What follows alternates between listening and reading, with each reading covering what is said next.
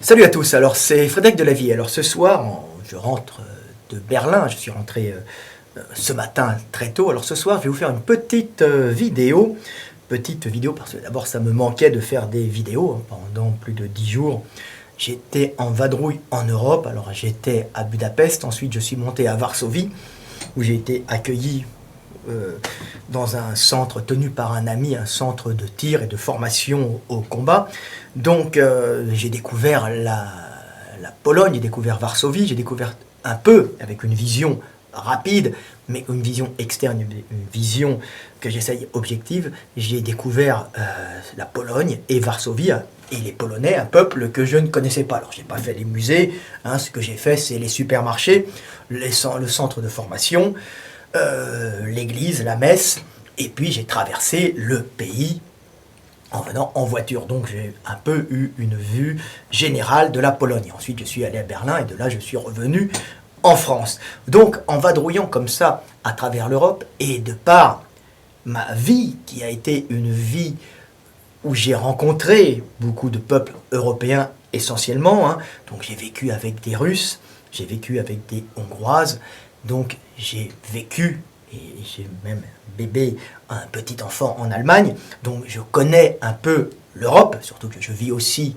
en Europe centrale, je vis en France, donc je pourrais apporter une certaine vision, une objective du monde, et grâce aux réseaux sociaux, grâce aux réseaux sociaux où nous sommes en communication les uns avec les autres, j'ai la chance de pouvoir avoir des tas de jeunes gens qui me posent des questions que je n'aurais pas pu me poser moi-même, mais auxquelles, par mon expérience de vie et ma vision globale des choses, car je suis aussi un dessinateur, un anatomiste, comme vous pouvez voir derrière, ce sont mes dessins, donc j'ai une espèce de vision synthétique des choses, et les jeunes qui me posent, ou moins jeunes qui me posent des questions sur les réseaux sociaux, me posent des questions que je ne me serais pas posé moi-même, car je suis un peu un esprit vide, mais je suis capable de répondre à ces questions de par mon vécu. Alors il y a une question qui a été très intéressante, c'est une question qui m'a été posée par un jeune homme qui me suit régulièrement sur mon YouTube et mon Facebook. Il m'a demandé, Frédéric, pourquoi la France, et surtout pourquoi Paris, est-elle considérée dans le monde entier comme une ville lumière, comme un espèce de flambeau de l'Occident, comme une ville, un épicentre culturel.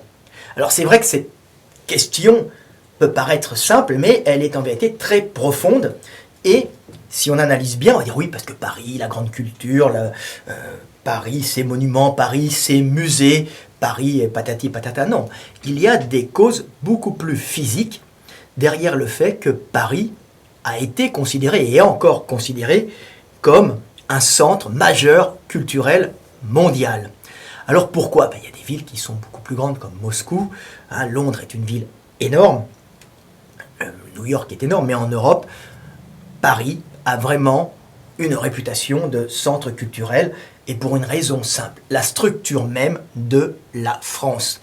La France, comme je l'explique souvent, est un grand État, et le plus grand État centralisé d'Europe. Ce qui veut dire que Paris, qui est une ville lumière, Paris est le centre administratif de ce grand État centralisé, c'est le centre d'administration.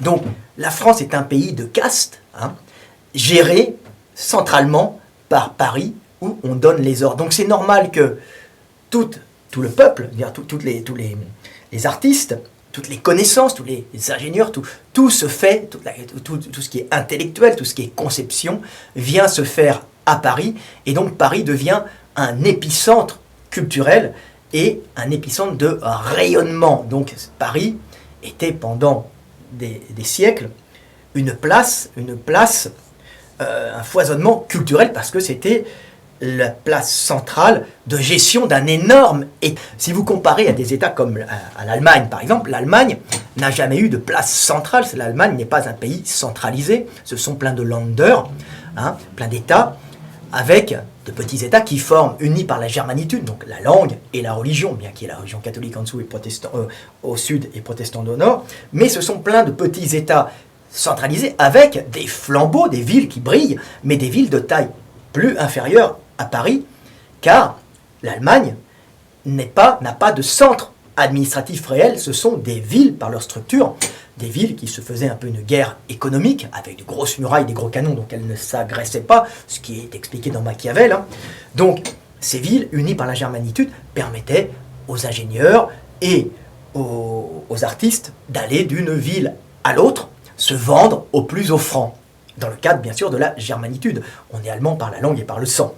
Donc l'Allemagne ne peut pas briller comme les villes allemandes ne peuvent pas briller comme Paris, qui est une ville, un énorme flambeau central avec un peu plus de désœuvrement, on va dire pas désœuvrement, un peu moins de villes importantes aux alentours, sur le pourtour de notre belle France, si vous voulez. Donc Paris, flambeau culturel de l'Occident. Alors évidemment, si on arrive en Italie, l'Italie n'a pas de ville centrale. Elle a Rome, mais c'est antique, mais l'Italie, c'est Florence, c'est Milan, c'est plein de villes, de villes qui sont des villes qui se faisaient la guerre sans unité réelle à la base, sauf la culture italienne, la religion, mais il n'y avait pas de centre administratif réel. C'était des villes, les artistes allaient d'une ville à l'autre qui se faisaient la guerre, artistes et ingénieurs et chercheurs, et ils se vendaient d'une ville à l'autre. Donc on n'a pas un rayonnement central comme à Paris,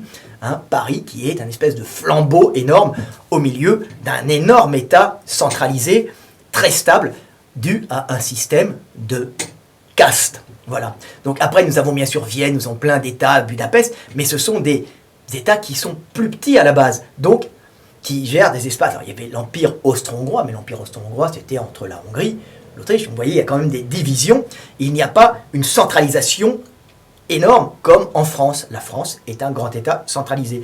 Alors il y a l'Angleterre, mais l'Angleterre avec Londres, c'est grand, mais c'est séparé par la mer, donc beaucoup plus difficile à y accéder. Après, évidemment, il y a d'autres villes, mais ce sont des villes plus excentrées, comme les villes espagnoles, ça. Donc vraiment, la France, Paris, sa position centrale européenne au centre d'un énorme État, parce que la France est un énorme pays, qui gère une grande surface avec une centralisation, une gestion centrale, donc énorme foyer culturel. De plus, notre politique expansionniste et coloniale nous a permis de rayonner, donc d'aller chercher de la calorie à l'extérieur, mais de ramener aussi des idées des idées du monde entier, donc que ça soit au Vietnam, que ça soit en Afrique, que ça soit dans l'océan Indien, que ça soit même en Amérique, nous avions cette espèce parce que nous avons des barrières maritimes, nous avons des frontières maritimes, cette francophonie qui nous a permis de rayonner culturellement. Mais tout ça remontait à Paris, Paris qui est un espèce de foyer culturel, lumineux, qui a éclairé l'Europe. Alors maintenant, le Paris qu'on a maintenant, ça n'a plus rien à voir. C'est une véritable merdouille au mètre carré exubérant, au prix du mètre carré exubérant, où tous les riches du monde veulent venir, parce qu'il y a encore de beaux restes, car Paris jouit encore de cette aura qu'elle avait comme foyer central culturel occidental, européen, de par sa situation, comme je vous l'ai expliqué. Ça ne veut pas dire que les Allemands ne font pas plus d'inventions, ça n'a rien à voir, mais c'est regroupé, par exemple, dans plusieurs villes et non centralisé. Donc voilà ce que j'avais à dire, pourquoi Paris est considéré comme partout, on n'a qu'à lire les romans, Tolstoï, par exemple, je lis Tolstoï actuellement, j'écoute plutôt Tolstoï pendant les milliers de kilomètres de traversée de l'Europe, et on voit que Tolstoï que les Russes étaient très attirés par la France. Alors, en parlant justement des Russes, quand on va faire une transition, on parle un peu d'âme des peuples, et on va faire des analogies. Pourquoi les Russes, les Russes ont cette passion pour la France? Je me posais tout le temps cette question parce que j'ai vécu longtemps avec des Russes. Donc pourquoi les Russes ont cette passion pour la France? Alors, je vais un peu revenir là, je retourne un peu en arrière. Justement, la Russie, Moscou, est un grand État aussi. La Russie est un grand État centralisé comme la France. Il n'y a pas beaucoup d'États centralisés en Europe. Alors c'est pas vraiment l'Europe, c'est on va dire l'Europe de l'Est, hein. C'est les pays de l'Est. Donc la Russie, l'Empire russe, hein, était centralisé à Moscou, c'est un grand pays de gestion, et on voit que les empereurs russes et tsars ont voulu créer un autre épicentre culturel moins excentré pour pouvoir briller comme Paris, car ils étaient très attirés, hein, par la France, par la culture française dans la cour russe. On parlait souvent français, hein. D'ailleurs, dans Guerre et Paix, une partie du roman même est dite en français parce qu'il était de bon ton de parler en français. Alors, il y a beaucoup de phrases françaises, hein, de Tolstoï. C'était intéressant de parler français pour montrer sa culture, parce qu'il y avait ce rayonnement français dû à cette centralisation parisienne. Hein, donc rayonnement de Paris, donc il y avait une attirance pour Paris des Russes. Donc il y a eu une tentative des Russes de désenclaver Moscou en créant, de désenclaver plutôt l'épicentre de gestion pour en faire un épicentre culturel, en essayant de faire Saint-Pétersbourg. Saint-Pétersbourg qui à ce moment-là avait accès à l'Europe par l'intermédiaire de la mer de la Baltique, hein. Mais Saint-Pétersbourg n'a pas réussi comme Paris, hein. Ça a été une tentative magnifique, c'est une ville sublime, mais qui n'est pas devenue le foyer culturel, le flambeau de l'Occident, un peu comme Paris, hein, par son rayonnement culturel, hein. Je ne parle pas du rayonnement économique, hein. Je parle d'une espèce de rayonnement culturel, une espèce de réputation, hein. Donc voilà. Donc, une autre question qui me venait à l'esprit, justement, en parlant des comparaisons entre la Russie et la France. Et je me demande pourquoi tous mes amis russes, on a beaucoup de Russes, sont particulièrement amoureux de la France. Et la France, en Russie tsariste, hein, comme en Russie, c'est les nobles russes, hein. La noblesse russe n'a pas grand-chose à voir avec la noblesse française, il faut le savoir, je vais l'expliquer, hein, parce que cette vidéo a un peu comme but d'expliquer un peu l'âme des peuples. Les Russes ont un grand amour pour la France, et j'ai dit, mais pourquoi ils ont cette attirance pour Paris? Alors, je me suis aperçu que les Russes, qui est très différent des Français, avaient quand même de grands points communs. Et le grand point commun qu'il y a avec les Russes, et plutôt avec la Russie et la France, c'est la structure même de ces deux États. La Russie, comme la France, sont des grands États centralisés, avec une gestion centrale. Moscou, pour la Russie, qui gère un territoire énorme allant jusqu'aux confins de la Sibérie, hein, jusqu'à l'océan Pacifique, hein, et la France qui, elle, gère par Paris un très grand territoire européen où toutes les informations en France remontent à Paris, à la cour, où le roi délègue un tel ou un tel pour administrer telle région. Alors maintenant, on n'a plus de roi, mais la cour est conservée avec les partis politiques, l'Assemblée nationale et toutes les vieilles familles qui dirigent, donc ça n'a pas réellement changé. Mais on se retrouve avec un grand État centralisé, un peu comme la Russie est un ensemble d'États centralisés, donc à l'échelle supérieure. Donc ces deux pays jouissent d'une administration bureaucratique très lourde, imposante, même parfois sclérosante, mais qui a su pendant des siècles administrer des surfaces énormes. Donc la France, comme la Russie, sont un pays de bureaucrates et de fonctionnaires. Et oui, parce que quand on est centralisé, on a besoin d'énormément de gratte-papier, de scribouillards, et de personnes déléguées à droite et à gauche pour faire remonter l'information et aller chercher l'information pour la ramener au cerveau, qui est pour la Russie Moscou et pour la France Paris. Donc on peut voir deux structures en Europe assez similaires de fonctionnement, des structures administratives qui sont la France et la Russie, comme on peut s'apercevoir. La France et la Russie sont écrasées souvent par une bureaucratie infernale. Et oui, bureaucratie infernale qui est issue de la structure même de ces deux pays, qui étaient des pays de centralisation et de gestion. Mais, bien sûr, les Russes et les Français ne sont pas tout à fait pareils. C'est-à-dire que le Russe croit aller, quand il va en France, croit aller dans un pays qui lui ressemble un peu, hein. Il se sent chez lui, il devient français quand il y va, hein. Les Russes que j'ai connus ont très vite perdu leurs coutumes russes pour devenir de vraies Françaises, hein.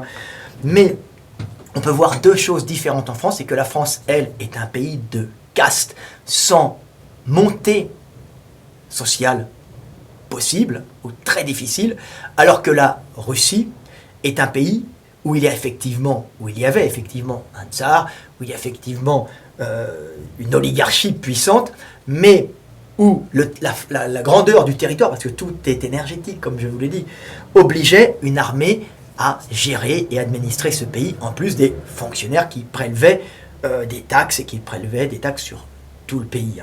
Donc on se retrouve avec une Russie énorme, une armée très importante en Russie, armée pour sécuriser bien sûr les routes qui ramènent qui ramènent l'énergie au centre administratif, à Moscou, qui va le redispatcher des fois ailleurs.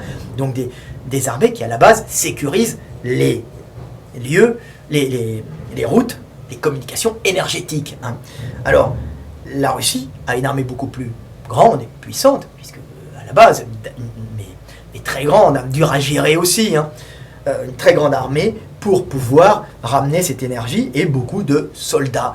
Beaucoup de soldats. Et on peut rentrer dans la noblesse par l'intermédiaire de l'armée, parce que, en général, en Russie, comme il y a de grands territoires à surveiller, il y a beaucoup de soldats qui vont faire justement travailler là-dedans et qui espèrent le fait d'armes, qui espèrent l'acte héroïque pour pouvoir monter en grade. Et quand ils sont en grade, ils peuvent à ce moment-là rencontrer une comtesse ou une fille de comtesse ou une fille de noble. Alors la noblesse n'a pas la même valeur, un peu moche ou un peu seule ou qui n'a pas trouvé de mari.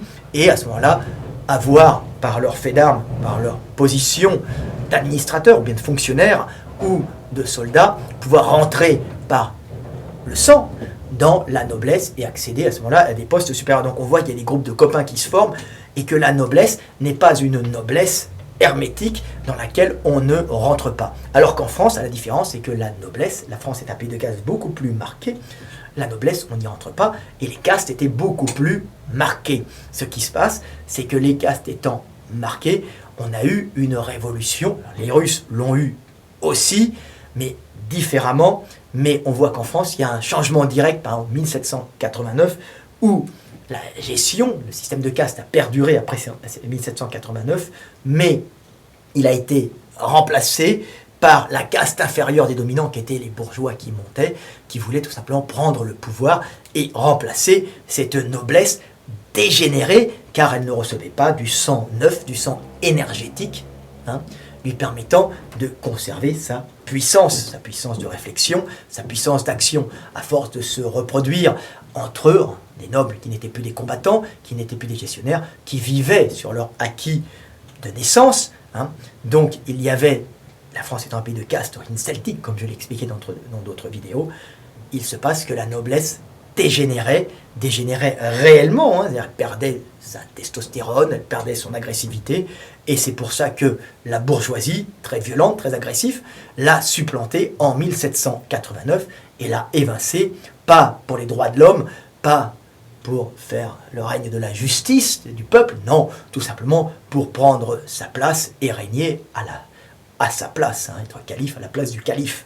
Donc voilà ce qui s'est passé. Mais ça, c'est dû à la dégénérescence de la noblesse française qui, elle-même, ne recevait pas par son système trop hermétique de sang nouveau. Alors les Russes, eux, ont perduré un peu plus longtemps, il y a eu une révolution après, mais cette révolution, on voit que ce sont des groupes de mecs qui s'entraident, des groupes de gars violents, mais on avait l'habitude des mecs violents qui rentraient dans la noblesse, et il y a eu cette révolution russe, et qui a changé. Des révolutionnaires venus d'un peu partout, des groupes énergétiques, ont remplacé la noblesse russe qui, elle, a fui avec son argent, en France particulièrement, où elle se sentait plus à l'aise, vu que c'était deux systèmes administratifs et deux systèmes de gestion de noblesse assez similaires, même si la noblesse russe était une noblesse faisant rentrer du sang nouveau plus fréquemment dans son corps.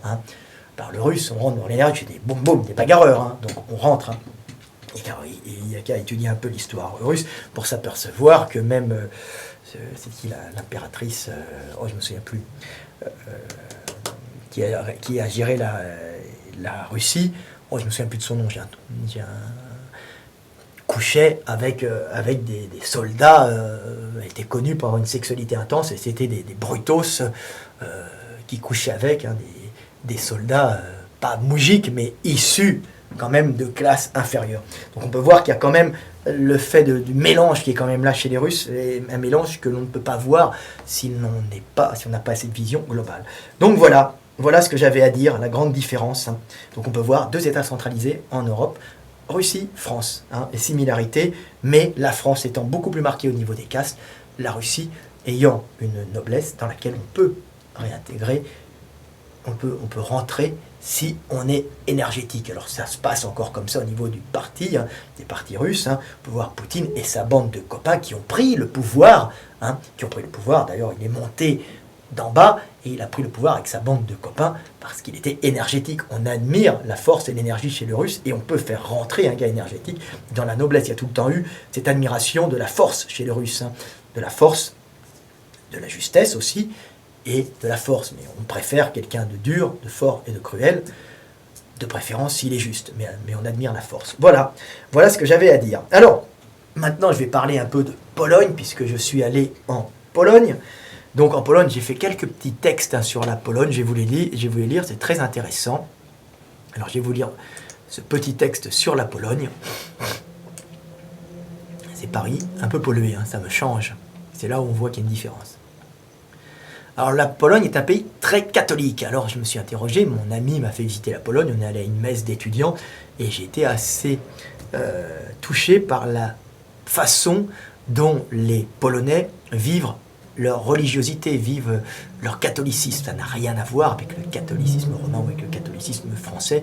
Vous allez voir comme le catholicisme est utilisé dans une autre fonction que celle utilisée par exemple par les Français. Le catholicisme qui n'est pratiquement plus en France puisque ça a été remplacé par la religion et les droits de l'homme, droits de l'homiste, la laïcité. Alors, sur la Pologne et le catholicisme. Les Polonais ne doivent leur survie culturelle qu'à la religion catholique qui les différencie des protestants germaniques de l'Ouest et des orthodoxes socialisants de l'Est. Et le catholicisme est le liant le plus puissant du peuple polonais. C'est l'armure culturelle pour une Pologne prise en étau depuis des siècles entre les Germains et les Russes. La situation géographique de la Pologne lui enlève toute chance de victoire face aux deux géants économiques et militaires qu'étaient les Allemands et les Russes. C'est pour cette raison que la doctrine du sacrifice, inculquée au peuple par le catholicisme, permettait, malgré les défaites militaires sur le terrain, de toujours gagner dans la foi. Si pour les Polonais le combat est perdu d'avance, dans la défaite, ils s'unissent en Christ dans le sacrifice. C'est pour cette raison que la charge suicidaire des bataillons de cavalerie polonais face aux panzers allemands lors de la Seconde Guerre mondiale est en réalité un acte de victoire culturelle, servant avant tout d'exemple pour fédérer le peuple. Pour les Polonais, l'important n'est pas la victoire, mais le sacrifice, ce qui diffère un peu de la mentalité allemande où l'important n'est pas la victoire, mais le combat. Ou du Russe, pour qui l'important est la victoire, qu'importe le sacrifice. Qui aura traversé la Pologne et un peu côtoyé les Polonais, pourra s'apercevoir de l'omniprésence de la religion, mais aussi des religieux qui participent activement à la vie du pays. Et il n'est pas rare de voir des hommes d'église mélangés au peuple dans les activités quotidiennes de la vie, attablés avec leurs amis dans des restaurants, jouant de la guitare avec des étudiants, ou des religieuses voyageant avec des copines. Non religieuses, bien sûr. À la différence de certains États où la religion catholique était une puissance chargée de calmer et de faire accepter au peuple le pouvoir d'une oligarchie de sang, comme en France, en Pologne, le catholicisme est bien plus un liant permettant au peuple de résister aux défaites et aux envahisseurs tout en conservant sa culture. Voilà la principale différence que l'on peut voir entre le catholicisme polonais et la religion, par exemple, le catholicisme français, qui n'avait rien à voir. Donc voilà. Alors j'ai fait d'autres textes que je vais vous lire, puisqu'on va en profiter, comme certains suivent mes Facebook mais n'écoutent pas mes vidéos. Donc voilà. Je vais vous faire un autre texte pour montrer, pour essayer de comprendre la différence, pour essayer de comprendre comment fonctionne le monde et à quoi servent les religions. Et qu'est-ce qui se cache derrière les langues et les religions.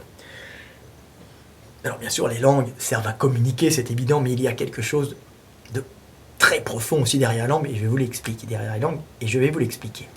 Alors comprendre par l'exemple ce qui se cache derrière les langues et les religions. C'est un petit texte qui était sur Facebook, que j'ai produit sur Facebook.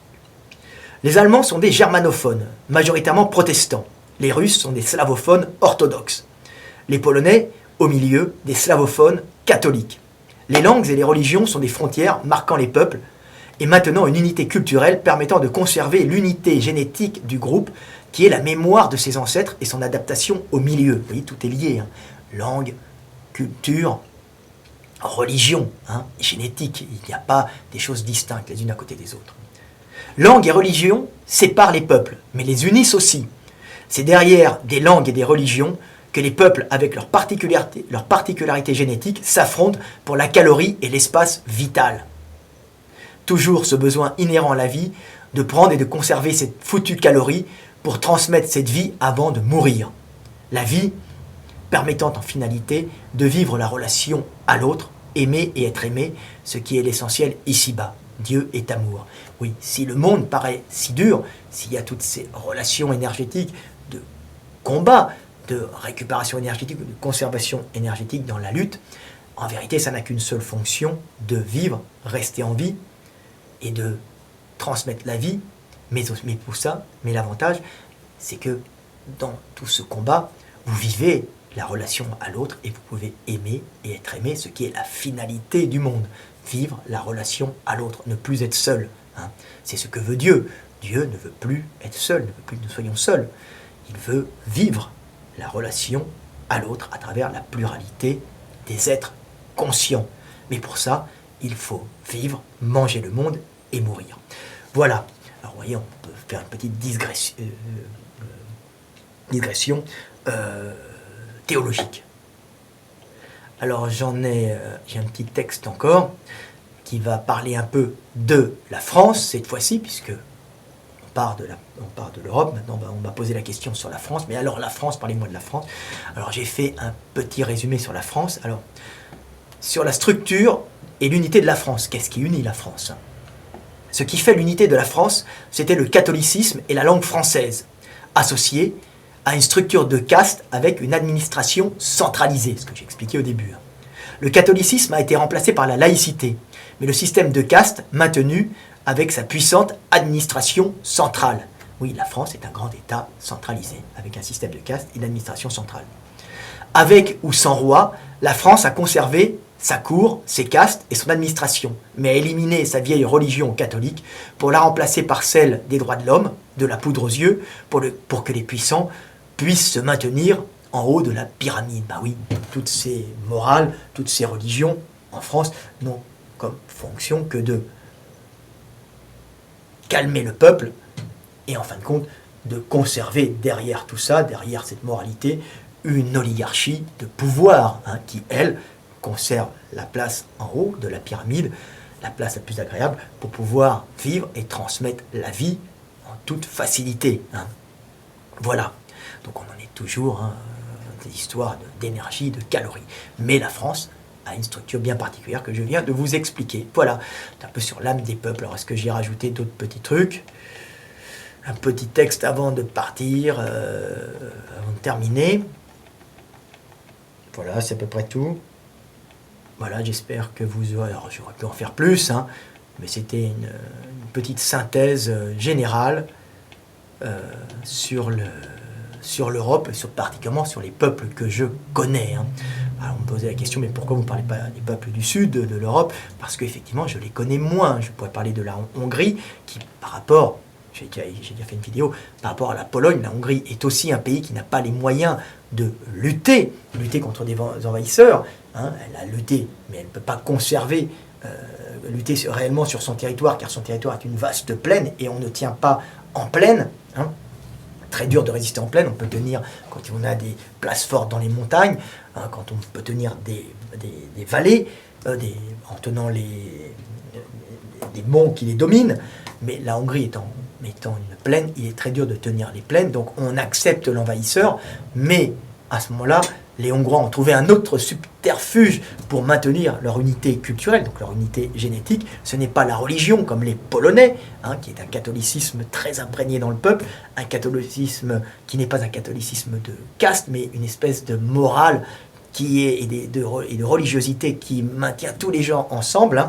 Le Hongrois, lui, a un autre système pour se maintenir dans une unité culturelle malgré les envahisseurs, malgré les défaites, c'est la langue. Il a une langue extrêmement dure à parler, qui lui permet de se jouer des envahisseurs, et quand un envahisseur rentre, l'envahisseur ne comprendra rien à ce qui se passera, il donnera des ordres, et derrière on dira en hongrois, il a dit ça, mais on ne va pas le faire, et une espèce de vie parallèle se fait autour des envahisseurs, dans un langage que les envahisseurs ne connaissent pas et ne peuvent pas apprendre, car trop difficile à apprendre. Donc voilà, vous voyez, plusieurs moyens de survivre génétiquement par la langue, par la religion, par la culture véhiculée par la langue et la religion, bien sûr. Donc voilà ce que j'avais à dire. Alors, une dernière petite phrase pour faire de l'effet qui m'était venue à l'esprit sur l'âme des peuples, sur le combat, sur la mentalité de l'âme des peuples. Alors, c'est pour l'allemand, on va voir un mouvement progressif vers l'Est, avec un changement de mentalité très intéressant, un changement de mentalité progressif en allant à l'Est. Alors voilà, sur l'âme des peuples.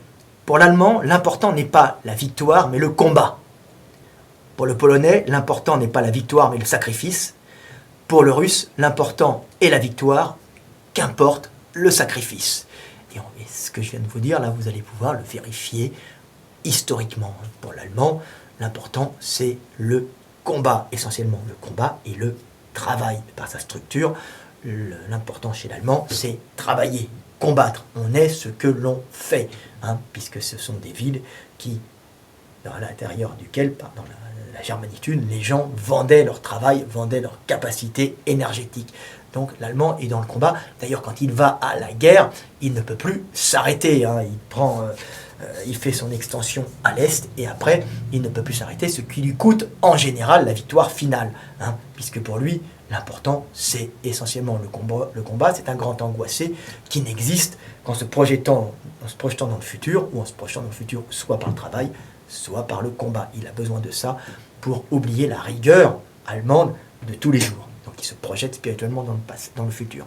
Pour le Polonais, l'important n'est pas la victoire, oui, il ne peut pas gagner vu sa situation, mais le sacrifice qui fera de lui un exemple qui unira les autres Polonais autour de lui, autour de celui qui s'est sacrifié, et qui rendra le Polonais très difficilement maîtrisable et dominable par des envahisseurs, puisque le Polonais renaît de ses cendres, si vous voulez.